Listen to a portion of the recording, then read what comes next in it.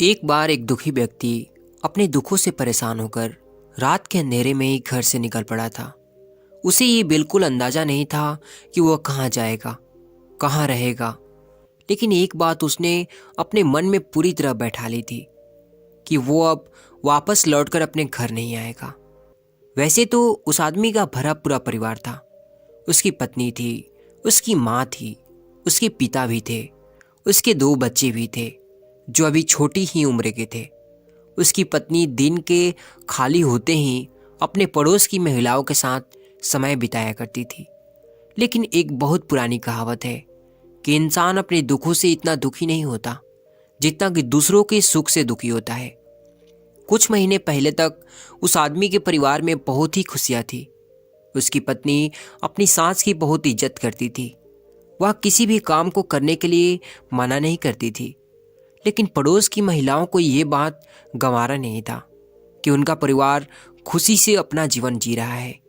इसीलिए बातों ही बातों में बड़ी चालाकी के साथ उन्होंने उस आदमी के पत्नी के कान भरने शुरू कर दिए। एक औरत ने कहा कि आजकल की सास पता नहीं कैसे होती है, सब काम बहू से ही कराना चाहती है, कोई खुद काम करने को राजी ही नहीं होती। अरे बहू भी तो एक इंसान ही होती है, वो घर की नौकरानी थोड़ी ना होती है। दोनों मिल बांट कर काम करें तो दोनों को अच्छा लगेगा। लेकिन नहीं, उनको तो अपना शासन चलाना है। इस पर दूसरी औरत कहती है कि मैंने तो अपनी सास के से साफ साफ कह दिया था कि अगर साथ में काम करोगी तभी मैं काम करूंगी।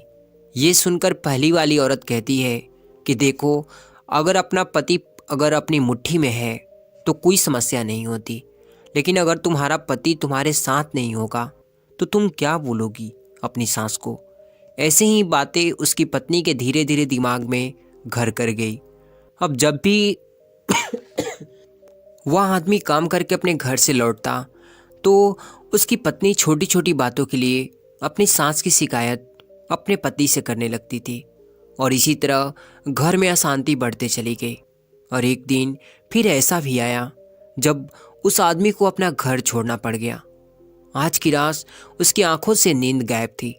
वह अपना घर पीछे छोड़कर आ चुका था, साथ ही वह पीछे छोड़ चुका था अपने परिवार को, अपने बच्चे को, अपने माता पिता को। दूसरी तरफ उसकी पत्नी को भी बहुत पछतावा हो रहा था। उसे अपनी गलती का एहसास होने लगा था, लेकिन कोई क्या कर सकता है। जब चिड़िया पूरा खेत ही चुग जाए तो उसके पास पछतावे के अलावा कोई विकल्प ही नहीं था। और लेकिन उसके परिवार को यह डर भी सता रहा था कि कहीं वह आत्महत्या न कर ले। अगर ऐसा हुआ तो वो लोग अपने आप को कभी माफ नहीं कर पाएंगे। अंधेरे रास्ते में चलते चलते उसे दूर खेतों में एक कुटिया से थोड़ी थोड़ी रोशनी आती हुई दिखाई दी। वह उस कुटिया की तरफ बढ़ने लगा। उसने सोचा कि आज रात वह यहीं पर काट लेगा, कल सुबह सोचूंगा कि आगे मुझे क्या करना है। जब वो उस कुटिया के पास पहुंचा तो उसने देखा कि उस कुटिया में एक सन्यासी ध्यान कर रहा था। वह कुटिया के बाहर ही बैठकर उस सन्यासी को ध्यान करते हुए देख रहा था। उसके मन में विचार आ रहे थे कि एक सन्यासी का जीवन कितना अच्छा जीवन होता है। किसी से कोई लेना देना नहीं, कोई परिवार नहीं, बस भक्ति, ध्यान में लीन रहना, बस यही उनका संसार होता है। कुछ देर बाद जब वह सन्यासी ध्यान से बाहर आए तो उन्होंने कुटिया के बाहर एक आदमी को बैठा हुआ देखा। उन्होंने उसे अंदर आने का इशारा करते हुए कहा कि बच्चा, बाहर तो बहुत सर्दी है, तुम कुटिया के अंदर आ सकते हो। इसके बाद जब दोनों की बातें होने लगी तो उसने अपनी पूरी स्थिति उस सन्यासी को बताया। उस आदमी ने यह भी बताया कि अब मैं खुद सन्यासी होना चाहता हूँ, इसीलिए अगर आप हमें दीक्षा दे सकते हैं तो मैं आपके पास रहकर ही ध्यान का अभ्यास करना चाहता हूँ। सन्यासी ने उसे समझाते हुए कहा कि बच्चा, अभी तुम गुस्से में हो और गुस्से में लिया हुआ कोई भी फैसला अच्छा नहीं होता। इसीलिए पहले तुम अपने मन को शांत होने दो। उसके बाद भी अगर तुम्हारी यही इच्छा रही तो मैं तुम्हें दीक्षा अवश्य दूंगा। फिर उस रात वह आदमी उसी कुटिया में सो गया। कुछ दिनों तक उस सन्यासी के साथ रहने के बाद उसको अपने बच्चों की याद आ सताने लगी। कुछ दिन और बीत जाने के बाद उसे अपने माता पिता की और अपने पत्नी की याद आने लगी। जबकि वो सन्यासी के साथ ध्यान करने के लिए बैठता तो उसके मन में अपने बच्चों की खिलखिलाहट, अपनी पत्नी के हाथ का खाना फिर से उसे याद आने लगा था। तभी एक दिन वह आदमी उस सन्यासी से कहा कि हे गुरुदेव, मैं बड़ा ही संकट में फंसा हुआ हूँ। मुझे समझ नहीं आ रहा कि मुझे कौन सा जीवन जीना चाहिए।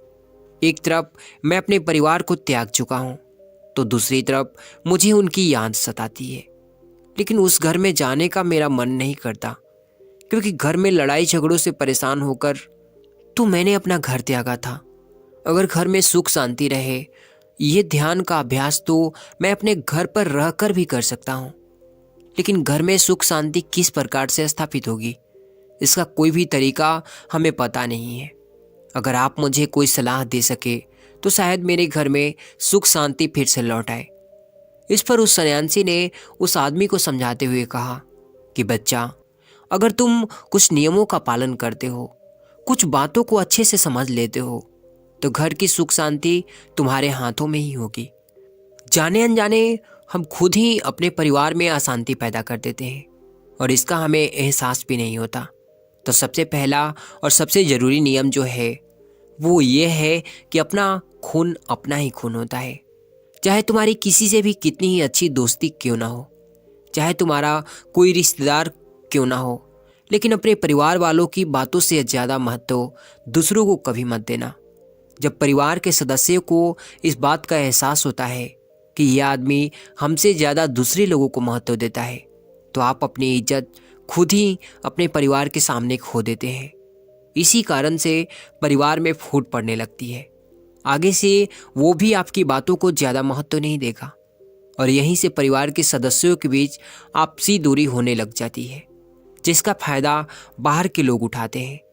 दूसरा नियम है कि जब भी परिवार के सदस्यों में कोई आपसी मतभेद पैदा हो जाते हैं तो उसे बात करके सुलझाने का प्रयास करो।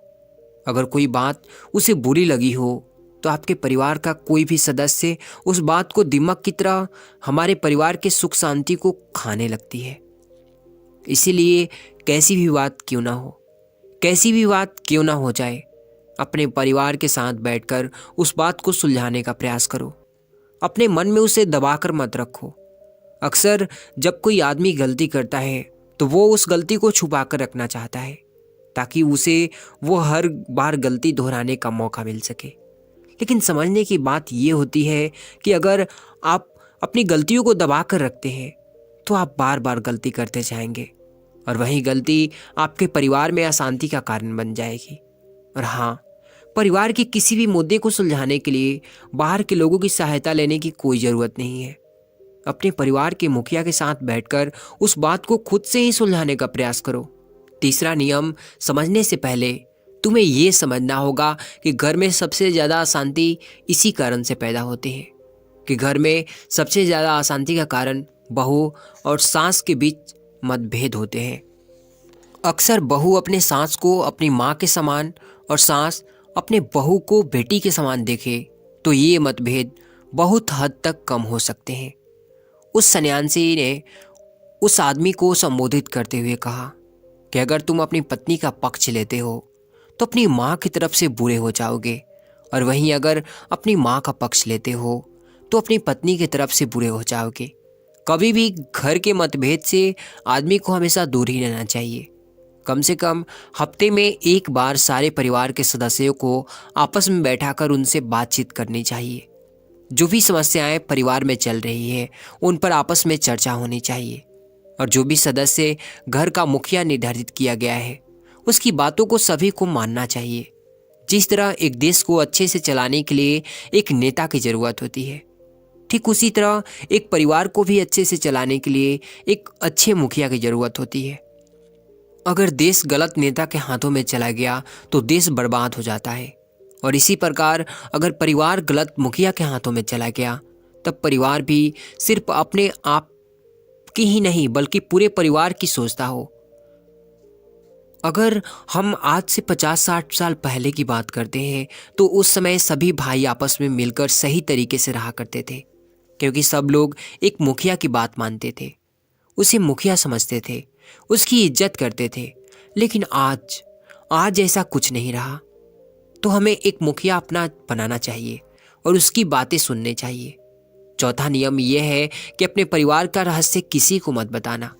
जो अपने परिवारजनों के बीच बातें हो रही है, उसकी चर्चा अपने पड़ोसियों के साथ भी नहीं करनी चाहिए, वरना तो लोग आपके घर के रहस्य, आपके घर की कमियां जानना शुरू कर देंगे और समय आने पर उन्हीं कमियों की वजह से आपको पछताना पड़ेगा। जो बात परिवार के चार दीवारों के बीच हो रही है, उसकी किसी को भी कानो कान खबर नहीं होनी चाहिए। इससे परिवार के सदस्यों का विश्वास एक दूसरे पर से उठ जाता है और फिर समाज में आपकी वजह से आपके परिवार का मजाक भी बनाया जा सकता है। पांचवा नियम यह है कि परिवार में सिर्फ अपने स्वार्थ के लिए नहीं जिया जाता। परिवार के सभी सदस्यों के लाभ और हानि के बारे में हमें चिंता करनी होती है। अगर हम सभी सदस्यों को भूलकर अपने स्वार्थ के बारे में सोचेंगे तो परिवार होने का मतलब नहीं रह जाता है। चाहे परिवार के किसी भी सदस्य से कोई गलती ही क्यों ना हो जाए, पर परिवार वही होता है जो उसका साथ देता है। क्योंकि ज्ञान और भाषण सभी दे सकते हैं, लेकिन परिवार वही होता है जो गलती होने पर भी अपने परिवार का साथ नहीं छोड़ता। छठा नियम यह है कि परिवार के सभी सदस्यों को मिलजुल कर रहना चाहिए। किसी एक सदस्य को दास या फिर नौकर नहीं समझना चाहिए। हम सबका फर्ज होता है कि हम सब मिलकर काम करें। अगर एक आदमी कमाता है, दूसरा बैठ कर खाता है, तो ऐसा बहुत दिन तक नहीं चल पाएगा। गाड़ी तभी सही तरीके से चलती है जब उसके सभी पहिए बराबर काम कर रहे हो, वरना तो गाड़ी पलट जाएगी। इस तरह परिवार के जब सभी सदस्य मिलजुल कर काम करते हैं तो एक दूसरे के लिए प्रेम बढ़ता है, एक दूसरे के लिए इज्जत बढ़ती है, एक दूसरे के करीब आते हैं। लेकिन जब एक सदस्य पर ही सारा काम डाल दिया जाता है तो वो अपने आप को उस घर का नौकर समझने लगता है और सभी की इज्जत उसकी नज़रों में कम होने लगती है। यही बात सास और बहू पर भी लगी होती है। बहू के आते ही सास समझने लगती है कि अब तो मुझे काम करने की कोई आवश्यकता ही नहीं है। लेकिन ऐसा नहीं सोचना चाहिए। भले ही आप अपनी बहू जितना काम ना कर सके, लेकिन उसने के काम में आप कुछ तो हाथ ही बटा सकते हैं। अगर आपकी बेटी होती तो आप उसके साथ काम कर रही होती। और यही बात बहू पर भी लागू होती है कि सास की बात माने, उसे अपनी माँ की तरह समझे और प्यार से काम करे। और फिर सन्यासी ने उसे समझाते हुए कहा कि तुम वापस अपने घर लौट जाओ, उन्हें जाकर नियमों के बारे में पूरी तरह से विस्तार से समझाओ, ताकि तुम्हारा परिवार फिर से एकजुट हो सके। क्योंकि जितना तुम अपने परिवार से दूर भागने की कोशिश करोगे, उतना ही दुखी होते चले जाओगे। परिवार के साथ रहकर उन समस्याओं को सुलझाना ही असली गृहस्थ जीवन होता है। घर से भाग जाना, ऐसे दुखी होकर सन्यासी बन जाना, वो सन्यास जीवन नहीं होता है। सन्यास जीवन तब बन जाता है जब परिवार खुशी खुशी तुम्हें सन्यासी बनने की मंजूरी दे देता है और इसी के साथ उस सन्यासी सुबह होते ही उस दुखी और निराश आदमी को एक नई उम्मीद के साथ उसे अपने घर छोड़ देता है। तो इस वीडियो से आपको क्या सीखने को मिला, कमेंट में ज़रूर बताएं और आगे भी ऐसी दमदार कहानियों सुनने का मज़ा लेते रहिए। धन्यवाद। प्राचीन समय की बात है और ये कथा एक बौद्ध भिक्षुकी की है जिसका नाम कविता होता है। कविता ने एक धनी परिवार में जन्म लिया था और उसके पास किसी चीज़ की कोई कमी नहीं थी। कविता के पिता और माता शुरू से ही भगवान बुद्ध के प्रति बहुत श्रद्धा रखते थे। वो उन्हें बहुत मानते थे और गौतम बुद्ध की हर सभा में जाया करते थे। कविता भी अपने माता पिता के साथ धर्म सभा को श्रवण करने जाती रहती थी। कहा जाता है कि जब वो 7 वर्ष की थी तभी से वो श्रोतापति के फल को उपलब्ध हो गई थी। श्रोतापति का अर्थ होता है यानी ध्यान की धारा में बह जाना, यानी स्वयं को उस अस्तित्व के हाथों में छोड़ देना और अपने में ही डूब जाना। मनुष्य तब आध्यात्मिक रास्तों पे चल सकता है जब वो श्रोतापति को उपलब्ध हो जाए। ये मनुष्य के जीवन बहुत महत्वपूर्ण पड़ाव होता है। मनुष्य के शरीर को 7 चक्रों में विभाजित किया जाए तो ये तीसरा महाचक्र मणिपूर्ण चक्र होता है। पहले 2 चक्रों तक प्रकृति अपना काम करती है, मणिपुर, जिसे हिंदुओं ने सच में ही बहुत अच्छा नाम दिया है, वो सच में मणि है। वो मनुष्य के भाग का दरवाजा खोल देती है। मणिपुर बंद रहता है, बिना गुरु के सहयोग से वो कभी नहीं खुलता, और जिसका खुल गया वो समाज की नगरों में आपको पागल सा लगेगा। आप कहेंगे कि वो दीवाना सा हो गया है। बहुत छोटी सी उम्र में श्रोतापति हो गई कविता जब बड़ी हुई तो उसका विवाह श्रावस्ती के एक अच्छे खानदान के लड़के से हो गई। जब कविता अपने मायके में विदा हो रही थी तो विदाई के समय उसके पिता ने 10 बातें संकेतों में समझाई थी। सबसे पहले, घर की आग बाहर मत ले जाना। दूसरी बात, बाहर की आग घर में मत लाना। तीसरी बात, जो देता है उसको देना। चौथी बात, जो नहीं देता है उसको मत देना। पांचवी बात, जो देता है उसको भी और जो नहीं देता है उसको भी देना। छठी बात, सुख से बैठना। सातवीं बात, सुख से खाना। आठवीं बात, सुख से लेटना। नौवीं बात, अग्नि की परिचर्चा करना। 10वीं बात, कुल देवों की पूजा करना। और उस समय से ही माता पिता के बातों का गांठ बांधकर कविता ने अपने ससुराल में प्रवेश किया। उसे अपने पिता की दी हुई हर शिक्षा याद थी। भगवान का दिया हुआ सब कुछ, जो कुछ चाहिए था उसे, सब कुछ उसके पास था। लेकिन फिर भी कविता को उसको घर में एक कमी सी खलती रहती थी, और वो कमी थी भगवान की कमी। अब श्रावस्ती में भी रहकर भगवान की कोई महान श्रद्धा ना रखे, ये भी किसी चमत्कार से कम नहीं है। कपिल वस्तु में रहने वाली कविता ने श्रावस्ती में विवाह इसलिए किया था ताकि उसे वहां भगवान का दर्शन करने को मिले। यहाँ भगवान का अर्थ है भगवान बुद्ध से। आप कई कहानियों में ये सुन रखे होंगे, भगवान बुद्ध अक्सर श्रावस्ती में ही बिहरते रहते थे। अपने जीवन के 40 वर्षों से भी अधिक, 25 से अधिक वर्ष श्रावस्ती में गुजारे। कविता के ससुराल का माहौल ना तो बुद्ध का विरोधी था और ना ही उसका अनुयायी था।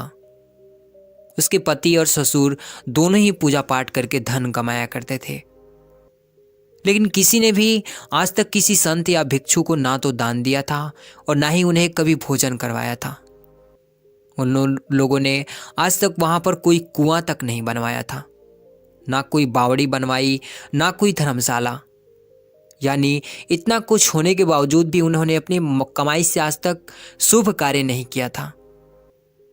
ऐसे ही एक दिन की बात है, कविता अपने ससुर को गरम गरम भोजन परोस रही थी।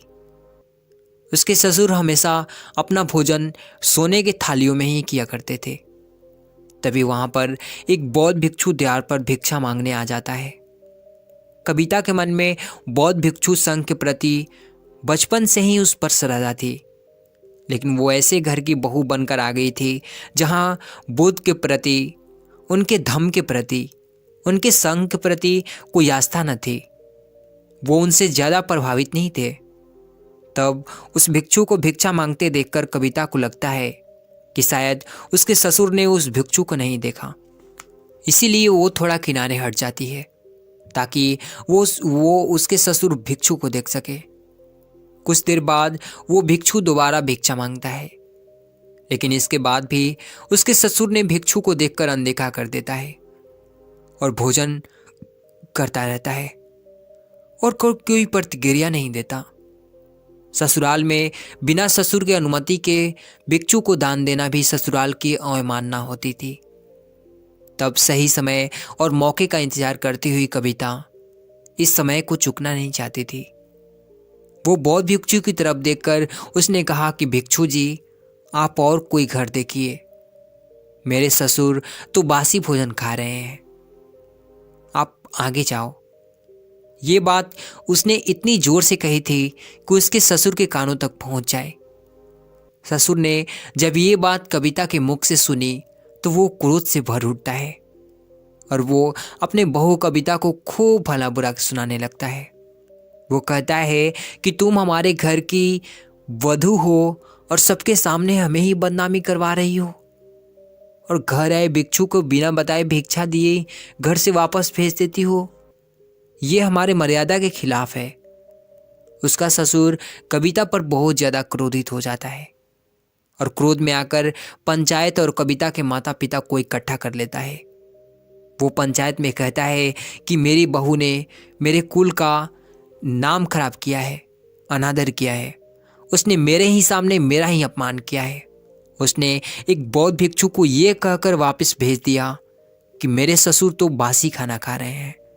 आप पंच लोग ही इसका फैसला करो और जो भी हर्जाना होगा मैं उसे मान लूँगा। मुझे मेरे बेटे को मेरे पुत्र वधू से तलाक करवाओ। इसके माता पिता भी यही चाहते हैं। इतना कहकर वो रोने लगता है। उसको रोता देख पंचायत ने कविता से पूछा कि बेटा, तुम सुशील हो, संस्कारी हो, ऊंच कुल की हो, पढ़ी लिखी हो, क्या इसी मर्यादा से समाज चल सकता है जहां बहू अपने ससुर की सेवा करना तो दूर की बात है, उनका मान सम्मान तक नहीं कर सकती?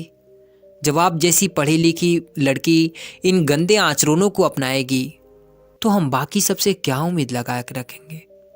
तुम बताओ, क्या सच में तुमने ऐसा कहा था कि मेरे ससुर तो बासी भोजन कर रहे हैं? तब जवाब देते हुए कविता ने दोनों हाथों को जोड़कर कहा कि पंच तो भगवान ने तुल्य होते हैं। मैं आप सबसे कुछ भी झूठ नहीं बोलूँगी। ये सत्य है कि मैंने ये कहा था, लेकिन क्यों कहा था वो भी आप जान लीजिए। हमारे घर में वो सब कुछ है जो एक आदमी को चाहिए। धन दौलत, जेवर, घर, सुख सुविधाएं का हर सामान जो हर किसी को चाहिए होता है। किसी चीज़ की कोई कमी नहीं है। सब धान्य धान्य से भरा हुआ है।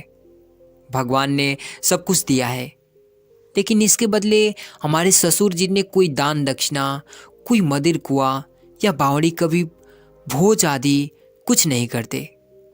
कभी कभी तो मुझे ऐसा लगता है कि ये किसी और जन्म की कमाई होगी इनकी, जिसे इस जन्म में ये अपना रहे हैं। कुछ बोया होगा पिछले किसी जन्म में, जिसे इस जन्म में काट रहे हैं। वरना इस जन्म में तो उन्होंने ऐसा कुछ भी नहीं किया जिसके बदले सुख वैभव भोग रहे हो। तो आप ही कहे कि मैंने क्या गलत कहा। मैंने तो उस बौद्ध भिक्षु से केवल इतना ही कहा था कि मेरे ससुर बासी खाना खा रहे हैं। तब आप लोग ही बताएं कि मैं कहाँ पर गलत हूँ, मैंने क्या गलती की है। और उसके ससुर से पंचायत कहती है कि तुम्हारी संपत्ति पर तुम्हारी बहू का कोई अधिकार है या नहीं। यदि है तो उसमें से कुछ उसे अपने धर्म के हिसाब से खर्च करने की आज्ञा आपको देनी चाहिए, क्योंकि बहू आपका अपमान नहीं कर रही थी, बल्कि आपको चिता रही थी। उस पंच की बात उसके ससुर उससे कहता है कि केवल यही एक बात नहीं है, और भी बातें हैं जिससे ये ज्ञात होता है कि ये हमारे घर की बहू बनने की काबिल नहीं है। पंचायत ने पूछा, जैसे कि जरा बताइए। तब वो कहता है कि मायके से विदाई के समय भी इसके पिता ने हमारे खिलाफ इसे भड़काया था। इसे इसके कानों में कुछ बातें कही थी जो मैंने सुन ली थी। वह वहीं पर खड़ी था पर्दे के पीछे। जब इसके पिता कान भर रहे थे तब पंचायत ने पूछा कि ऐसा क्या कहा था, बताओ।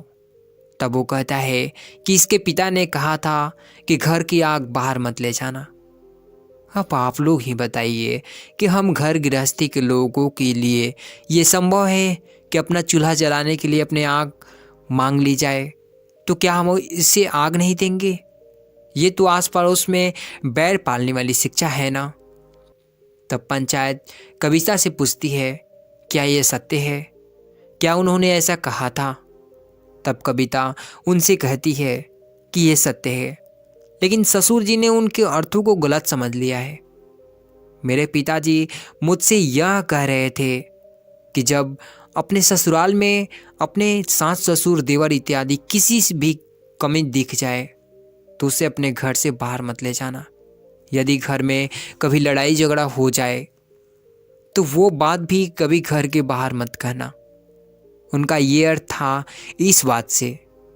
बहुत की बात सुनकर उसका ससुर हैरान हो जाता है। तब वो कहता है कि बाकी शब्दों के क्या मतलब होते।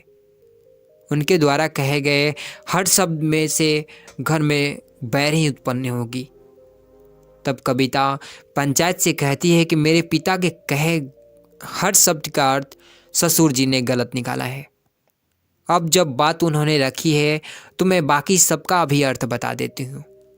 मेरे पिताजी ने बाकी संदेश में ये कहा था कि बाहर की आग कभी घर में मत लाना, अर्थात कि मेरे ससुराल की किसी भी परिजन की कोई बुराई कर रहा हो और यदि तुम उसे सुन लो तो इस बात को भी घर में मत कहना। ये एक बड़ी आग होती है, इससे घर में समस्या पैदा होती है। उनके तीसरे और चौथे शब्द का अर्थ जो देता है उसको देना और चौथा जो नहीं देता है उसको मत देना। उसका यही मतलब था कि यदि किसी पड़ोसी या रिश्तेदार को कोई वस्तु या ध्यान देना पड़ जाए तो उसे ही देना जो वापस कर दे, ना कि उसको जो वापस ही ना करे। पांचवें शब्द यानी जो देता है उसको भी और जो नहीं देता है उसको भी देना। इसका मतलब ये था कि हमारे जीवन में कुछ रिश्ते ऐसे होते हैं जैसे बेटी दामाद, भांजा भांजी, भिक्षु साधु, इन्हें कभी भी कोई चीज़ वापस लेने के मन से नहीं देना चाहिए, बल्कि ये सोचकर देना चाहिए कि तुम्हें यहाँ बस देना है। छठे शब्द सुख से बैठने का मतलब ये है कि घर में ऐसी जगह अदब से बैठना कि कोई बड़ा आ जाए तो हड़बड़ा के उठना ना पड़े। सातवें शब्द ससुर सुख से खाने का मतलब है भोजन करने तभी बैठना जब सभी घर के बड़े और जानवर भोजन कर ले, वही सुख का भोजन होता है। आठवां शब्द सुख से लेटना, अर्थात लेटने से पहले ये देख लो कि बड़े बुजुर्ग, सास ससुर खाना खा चुके हैं, कोई दवा खानी है तो वो खा चुके हैं या नहीं, बच्चे सो चुके हैं या नहीं, घर के दरवाजे बंद हैं या नहीं, तिजोरी बंद है या नहीं, कोई किवाड़ खुली तो नहीं रह गई है। ये सब जांच परख करके लेटना सुख से लेटना होता है। नौवां शब्द अग्नि की परिचर्चा करना, अर्थात घर में सब प्रेम के साथ रहना, किसी के साथ कोई भी ऐसी बात या बर्ताव न करना जिससे वो बुरा मान जाए, सबके साथ अदब से रहना। और आखिर में उन्होंने यही कहा था कि कुल देवों की पूजा करना, अर्थात घर के सभी बड़े बुजुर्ग यानी अर्थात सदस्य हो या बाहर का कोई साधु संत, सबको पूजनीय समझना, उनकी ज़रूरतों को ध्यान रखना, भूलकर भी उनका अपमान मत करना। यही शिक्षा देकर मेरे पिताजी ने मुझे विदाई दी थी। मैंने आज भी अपने ससुर जी का कोई भी अपमान नहीं किया, बल्कि बस यही कहा कि ये हर तरह से सुखी हैं, ये जरूर किसी जन्म के पुण्य है। ये सब सुनकर कविता के माता पिता उसकी सूझबूझ और समझदारी से प्रसन्न हो जाते हैं कि उनकी बेटी ने उनकी बताई हर शिक्षा का ना केवल मान रखा बल्कि उसे याद भी रखा। यहाँ उसके ससुर और बाकी सभी लोग ये सुनकर हैरान थे। पूरी पंचायत कविता की प्रशंसा करते नहीं रुक रही थी। वहीं दूसरी तरफ इतना सुनकर उसके ससुर के आंखों में पानी आ गया। उसने खड़े होकर कहा कि आज से कविता मेरी बहू बाद में, गुरु पहले है और इससे पूरा अधिकार है कि वो अपने हिसाब से जो धन चाहे उसे खर्च करे। उसके बाद सब अपने घर लौट जाते हैं।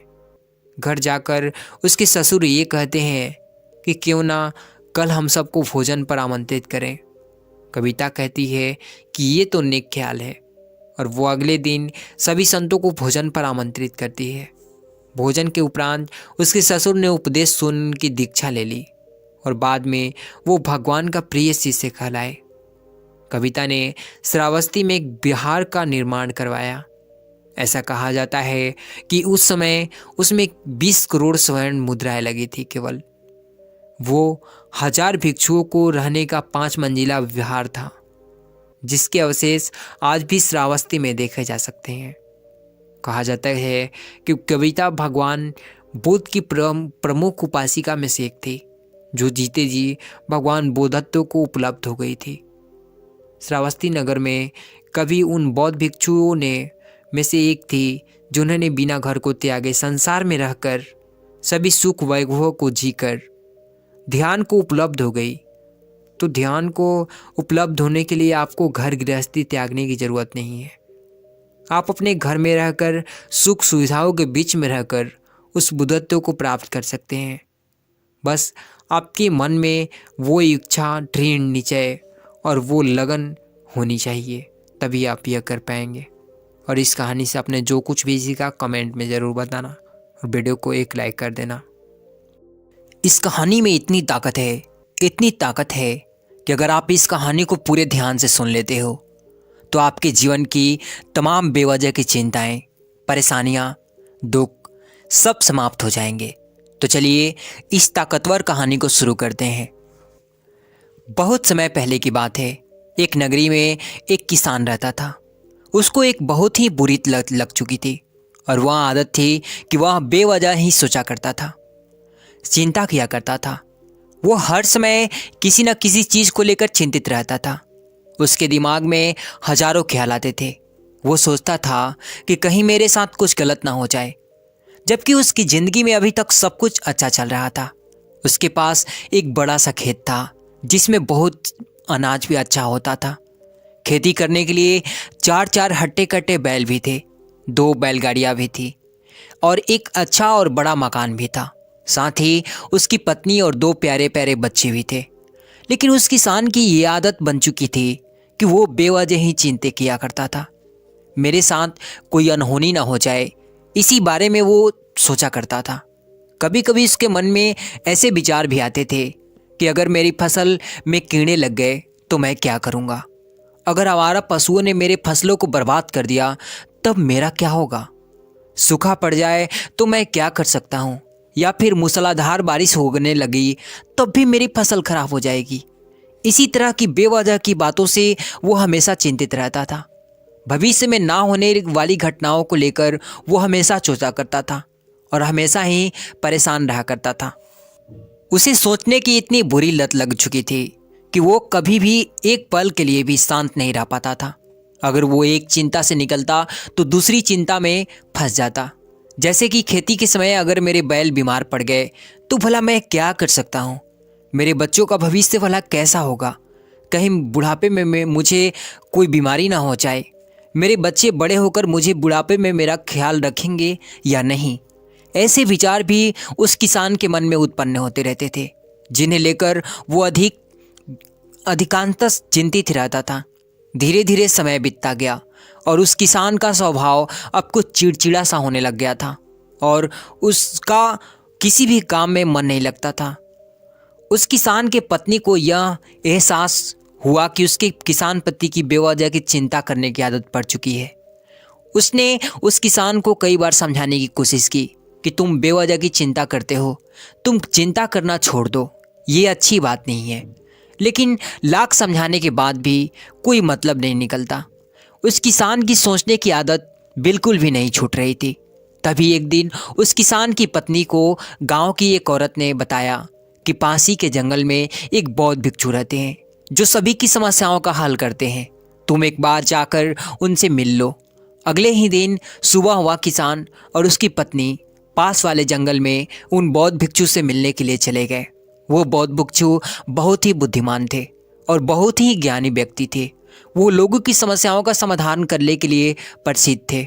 वह किसान और उसकी पत्नी उन बौद्ध भिक्षु के पास पहुंच जाते हैं, उन्हें प्रणाम करते हैं और उन्हें अपनी सारी समस्याएं एक एक करके सुनाते हैं। किसान ने कहा कि महात्मा, हर समय कुछ ना कुछ लेकर किसी न किसी वजह से चिंता में डूबा रहता हूँ। मैं ज़्यादातर बुरी चीज़ों के बारे में ही सोचकर चिंतित रहता हूँ जो अभी तक मेरे साथ कभी हुई नहीं है। ऐसी बातें मुझे हमेशा ही परेशान करती रहती है, जिस वजह से मैं अधिकांशतः चिंतित रहता हूँ। उन बौद्ध भिक्षु ने उस किसान की पूरी बातें बहुत ही ध्यान से सुनी और उसके बाद उन बौद्ध भिक्षु ने उस किसान और उसकी पत्नी को कहा कि ठीक है, तुम कल आना, मैं तुम्हें तुम्हारी समस्याओं का हल बता दूंगा। अगले दिन सुबह सुबह किसान और उसकी पत्नी फिर से उन बौद्ध भिक्षु के आश्रम पर पहुंच जाते हैं। लेकिन वहां पहुंचने के बाद वो दोनों ये देखकर दंग रह जाते हैं कि वो बौद्ध भिक्षु जमीन पर पालथी मारकर बैठे हुए थे और उनके सामने एक दूध से भरा हुआ गिलास रखा हुआ था और वह बौद्ध भिक्षु बहुत ही चिंतित दिख रहे थे। वो बार बार उस दूध की गिलास की तरफ देखते और फिर कभी अपना हाथ सर पर मारते और कभी कभी अपना हाथ जमीन पर मारते। वो बौद्ध भिक्षु बड़े ही बेचैन और चिंतित दिखाई पड़ रहे थे। उन बौद्ध भिक्षु को इस तरह से चिंतित और परेशान देखकर उस किसान ने उन बौद्ध भिक्षु से कहा कि हे महात्मा, क्या बात है, आप इतने परेशान क्यों हैं? आप जैसा महान संत इस तरह चिंता में क्यों बैठा हुआ है? उन बौद्ध भिक्षु ने बड़ी ही बेचैनी भरे स्वर में कहा कि मैं इस गिलास के दूध को देख देखकर बहुत ही चिंता में हूँ। मुझे चिंता हो रही है कि कहीं इस दूध से भरे गिलास को बिल्ली पी ना जाए, या फिर वह बिल्ली इसे गिरा ना दे। कहीं ये दूध खराब ना हो जाए, या फिर मेरे आश्रम का कोई व्यक्ति इसे पी ना ले। मैं इन सभी बातों को लेकर सुबह से बहुत परेशान हूँ। मैं इस चिंता में यहीं पर बैठा हुआ हूँ और मुझे अभी तक इसका हल समझ नहीं आ रहा। उन बौद्ध भिक्षु के मुंह से ऐसी बातों को सुनने के बाद वह किसान और उसकी पत्नी जोर जोर से ठहाके लगाकर हंसने लगे। किसान ने हंसते हुए उस महात्मा से कहा कि इसमें इतनी चिंता करने वाली कौन सी बात है? ये सिर्फ एक गिलास दूध ही तो है। अगर इसे बिल्ली ने गिरा ही दिया, या फिर ये खराब ही हो गया, या फिर इसके आपके किसी आश्रम के किसी व्यक्ति ने पी ही लिया, तो भला क्या हो जाएगा? एक गिलास की दूध की ही तो बात है। ये तो आपको फिर कहीं से मिल ही जाएगा। इसके लिए मैं आपको चिंता करना बिल्कुल भी व्यर्थ है, क्योंकि अभी तक ना ही इसे बिल्ली ने गिराया है और ना ही ये दूध अभी तक खराब हुआ है, और ना ही आपके आश्रम के किसी भी व्यक्ति ने गिलास से भरे दूध को पिया है। और हो सकता है कि भविष्य में ऐसा कुछ हो भी ना। अब किसान के मुंह से ऐसी बातों को सुनने के बाद वो बौद्ध भिक्षु मुस्कुराने लगे और कहा कि मैं भी तुम्हें यही समझाने का प्रयास कर रहा हूँ कि भविष्य की उन घटनाओं को लेकर चिंता करना बिल्कुल व्यर्थ है जो अभी हमारे साथ हुई ही नहीं है, और उनकी होने की संभावना भी बहुत कम है। या फिर ये भी हो सकता है कि वो हमारे साथ कभी हो ही ना। और मान लो कि अगर तुम्हारे साथ ऐसा कुछ हो भी जाता है, तो जिस चीज़ को तुमने एक बार हासिल किया है उसे मेहनत करके दोबारा भी हासिल कर सकते हो। और मान लो कि किन्हीं समस्याओं के कारण तुम उस चीज़ को दोबारा हासिल ना भी कर पाओ, तो भी क्या हो जाएगा? क्योंकि किसी भी समस्या के आने के साथ उन समस्याओं का समाधान करने की जो ताकत, जो हिम्मत होनी चाहिए, वह हमारे अंदर अपने आप ही आ जाती है। अब बौद्ध भिक्षु की इन बातों को सुनने के बाद उस किसान को ऐसा लगा मानो उसके गाल पर किसी ने एक तड़पट चमाचा जन के मारा हो और उसे नींद से जगा दिया हो। उसे एहसास हो गया कि वो भी तो यही गलतियां कर रहा है। वो भी उन भविष्य की घटनाओं को लेकर चिंतित रहता है जिनका कोई अस्तित्व ही नहीं है, कोई अर्थ ही नहीं है, जो अभी तक घटी ही नहीं है और शायद कभी घटेगी भी नहीं। कुछ देर तक वो किसान यूं ही चुपचाप खड़ा रहा और कुछ देर बाद उन बौद्ध भिक्षु के चरणों में गिर पड़ा और कहने लगा कि इतनी आसान भाषा में मुझे मेरी गलती का एहसास दिलाने के लिए मैं आपका बहुत बहुत आभारी हूँ, और आज से मैं अपना पूरा प्रयास करूँगा कि वह बेवजह की चिंता करना बंद कर दे। दोस्तों, जैन बुद्धिज्म में एक कहावत है, जब तुम चल रहे हो तो केवल चलो, जब तुम खा रहे हो तो केवल खाओ। दोस्तों, इस लोकप्रिय कहावत का अर्थ हैरान करने वाला है, और सच कहूँ तो ऐसा लगता है कि इसके अर्थ में ही वो राज छुपा है, जिसे अगर किसी ने अच्छे से समझ लिया और अपने जीवन में इसे सही से उतार लिया तो वो चिंता के बंधन से हमेशा के लिए मुक्त हो जाएगा। इस कहावत के बारे में हम बात तो करेंगे, लेकिन उससे पहले देखते हैं कि हमारे दिमाग में किस तरह के विचार आते हैं। अगर कुछ समय के लिए अगर हम ध्यान देंगे तो हमारे दिमाग में सिर्फ कुछ ऐसे ही विचार हैं जो कि बार बार आते हैं। किसी भी काम को करने के बाद सबसे पहला जो विचार है हमें आता है वो ये आता है कि क्या हमने सही किया। दूसरा, क्या मैं उसे और बेहतर ढंग से कर सकता था। तीसरा, इसका परिणाम क्या हो सकता है। चौथा, मेरे बारे में क्या सोच रहे होंगे लोग, क्या मेरा यह काम पसंद आया होगा या नहीं। ऐसे विचार हमारे दिमाग में हमेशा चलते ही रहता है, लेकिन हमें पता नहीं चलता क्योंकि हमने इन विचारों के साथ जीना सीख लिया है। दोस्तों, हमारा दिमाग कुछ इसी ढंग से काम करता है। मान लो अगर हमने इसे किसी काम को कई बार करवा लिया तो फिर उसे अपने आप आदत सा बना लेता है, और फिर हम चाहें या ना चाहें हमारा दिमाग उस काम को करने का प्रयास करता रहता है। शुरुआत में तो हमें किसी भी काम को करने के लिए एक एक चीज़ों पर बारीकी से ध्यान देना होता है, लेकिन जब हमें इसकी आदत सी लग जाती है, जब ये काम हम कई बार कर लेते हैं, तो ये हमारी एक आदत सी बन जाती है और हम चाहे या ना चाहें वो काम हमारे दिमाग में यूं ही चलता रहता है। जैसे कि अगर आपको याद होगा कि आपको बचपन में जब आप लिखने की कोशिश किया करते थे तो पहले तो आपको पेन या पेंसिल पकड़ने तक नहीं आती थी, लेकिन धीरे धीरे जब कई बार प्रयास किया गया तो आपको पेन पेंसिल तो पकड़ने तो आ गई, लेकिन एक एक प्रयास के समय कईयों ने इसे कई बार भी प्रयास किया होगा, क्योंकि इस वक्त आपको ये हमें अक्षरों को ढंग से लिखने कभी नहीं आता था। पर धीरे धीरे अगर हमने बारीकी से ध्यान दिया, जब हमारे दिमाग में उस पर काम करना शुरू किया तो धीरे धीरे अक्षर बनने लग गया और बार बार इसी प्रयास को करते हुए हमारे दिमाग में एक पैटर्न सा बन जाता है, एक आदत सी बन जाती है। और अगर आप लिखने का प्रयास करेंगे तो आपके हाथ खुद ना खुद चलने लगेंगे, जबकि शुरुआत में हमें इस अक्षर को ध्यान करना होता था कि वो अक्षर किस तरह से लिखा गया है।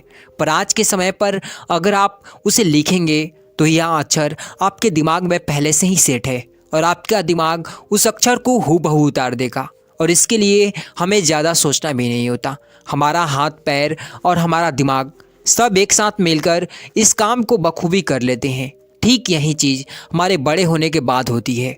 जब हम छोटे बच्चे होते हैं तो चिंता क्या होती है कि ये तो हमें पता ही नहीं होता, लेकिन जैसे जैसे हम बड़े होते हैं तो हमारे माँ बाप हमसे कहना शुरू कर देते हैं कि बेटा अपना होमवर्क कर लो, तुमने होमवर्क पूरा करने की चिंता क्यों नहीं होती, तेरे बहुत जल्द एग्ज़ाम आने वाले हैं, क्या तुम्हें उसके एग्ज़ाम के लिए तैयारी की है या नहीं, तुझे अपनी एग्ज़ाम की चिंता भी है या नहीं। ऐसे बहुत सारे बातों को सुनना पड़ता है। दोस्तों, इस वीडियो से क्या सीखने को मिला कमेंट में ज़रूर बताना।